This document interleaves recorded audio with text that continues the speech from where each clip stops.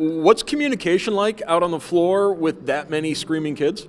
Oh my gosh. I mean, we practice like that, almost every day where we emphasize loud communication. So, I mean, obviously it's not as loud as that, especially when 67 gets scored. But it's a two-way street, with us. Communication is always a two-way street. And to be able to speak, communicate, know what you're talking about, and for the other person to receive that and be able to apply it, I mean, it speaks to the chemistry that we have, so. Is it fun playing in front of that many kids? Oh my goodness, of course it is. Like I said out there, like kids, young energy is so great. It's an honor and a privilege to have young energy here. They're always happy. Like life hasn't really hit them yet. You know what I mean? So they're just always joyful, and you need that poured into you. So to have an atmosphere like that to play in, it's a great thing. After a little bit of a sluggish start in the first quarter, what clicked in the second? I mean, you guys went on like a 17-0 run. What happened there that helped you guys get going? I think it's always just a mental shift with us. Excuse me, I'm sick, so my voice is kind of. But it's always a mental shift with us. We talk about, it's about us. Obviously we're playing opponents. We're about to get into conference play and things like that. But if we worry about us, like everything else will fall into play. And I think that's what we did. And we still have a lot to, work on and to stack on days and everything like that. But we're trending upward, and I love where we're at. A 6-game winning streak going into MAC play. How much confidence does that give this team now?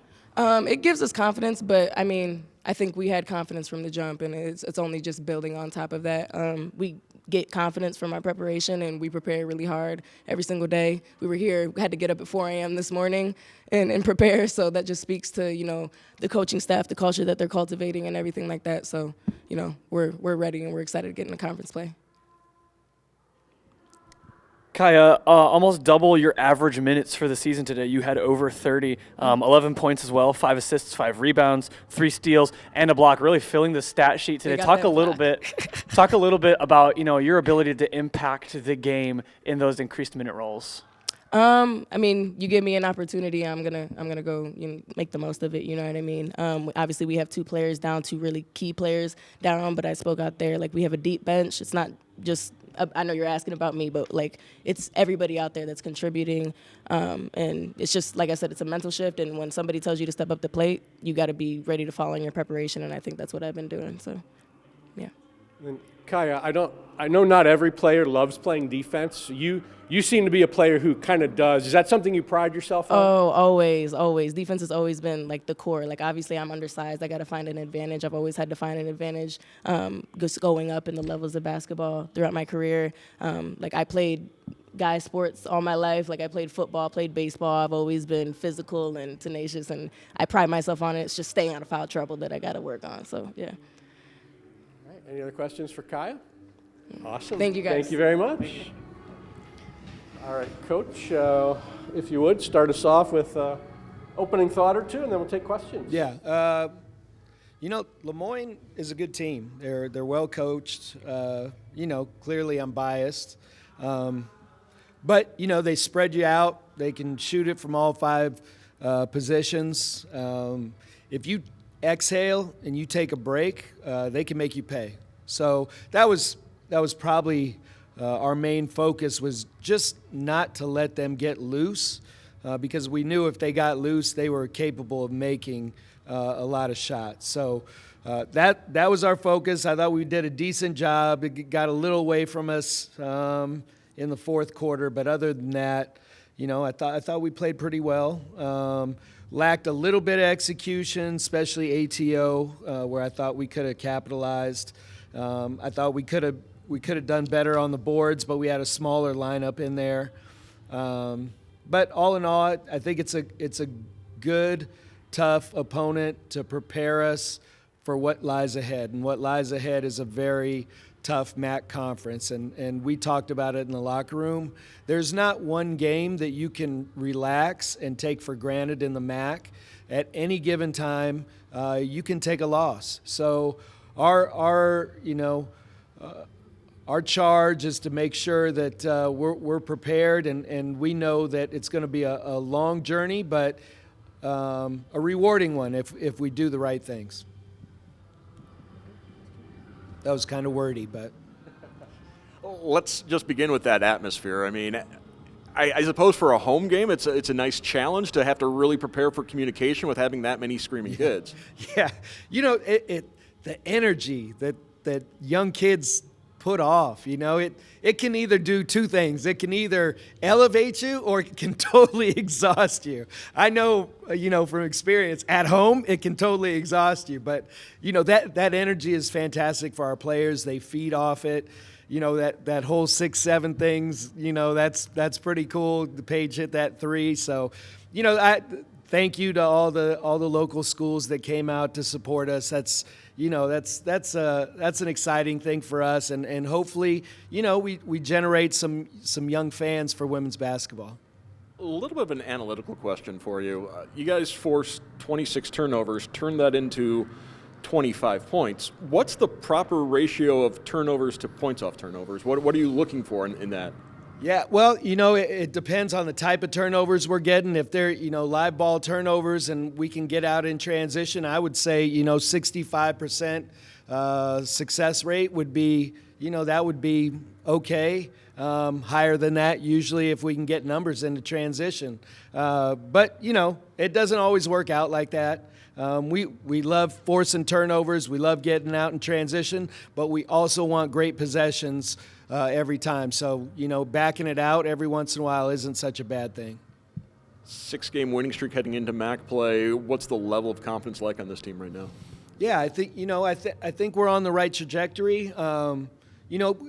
There's no lack of effort, of work from our team.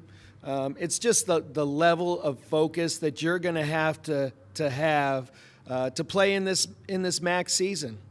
Like I said, at any given time, anyone can beat you. So if you don't bring your full concentration and attention for the opponent that you have in front of you, you're likely not going to be very successful. So it's a job for us to focus for 40. But like you said, in this win streak, I think we've closed those windows of lack of attention and exhaling. Coach, a couple of critical players missing today, but you had some really standout performances, in particular from Emily Cecil and Kaya Woods, performing very efficiently in increased minute roles today. Talk a little bit about that.